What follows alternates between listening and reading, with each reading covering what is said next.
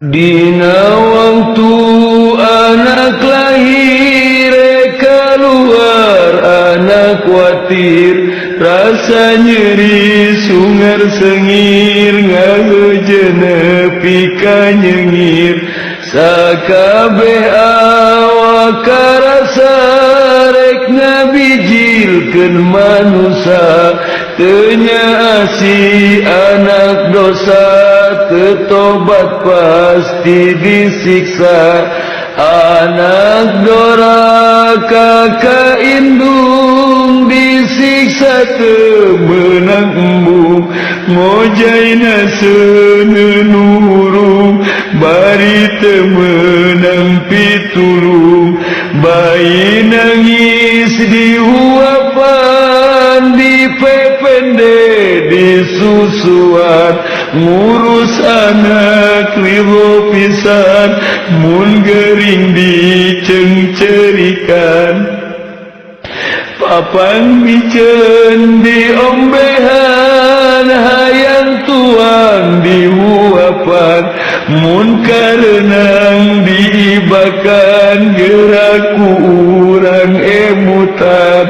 Pirakun teu karasa diurus sampai dewasa, urang teh kudu rumasa, doraka kakolot disiksa. Tileletik diais, disimbutan, disitiris, geus dewasa bijil kumis, dikawinkeun kanu geulis.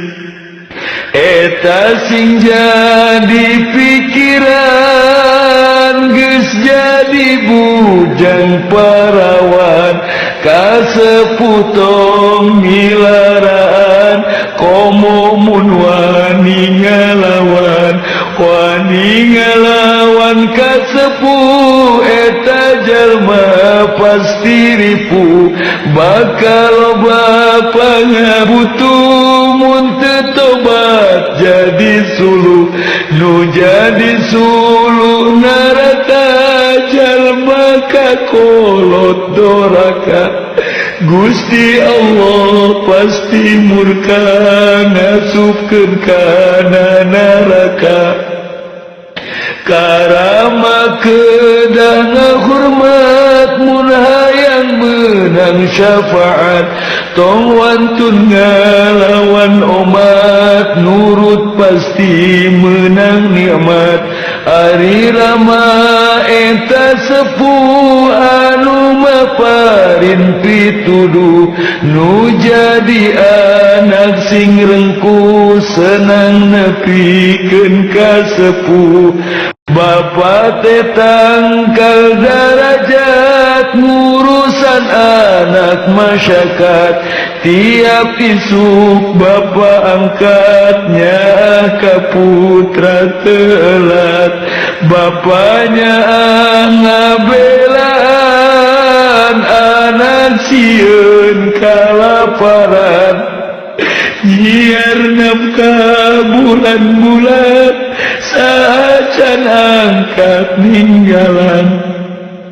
Nyaana bapa kana kuli nanggung nantak munak, suka najan lecet tak mun mikir dugi kabotak. Si bapa sok milarian, artos pikeun anak jajan, keur bekel ka sakolahan, bijil kesang tina badan. Najan capek teu dirasa, najan ripuh ge kapaksa, ngagunakeun pangabisa, supaya anak santosa.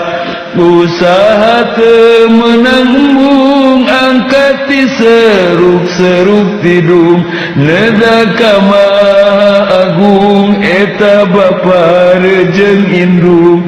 Indung bapa ngaduakeun ka anak teu eureun-eureun, indung jeung bapa ngamprakeun doa jeung banda dibikeun. sangkan anakna selamat di dunia jeung di akhirat. Ti Allah menang karomat, ti Nabi menang syafaat.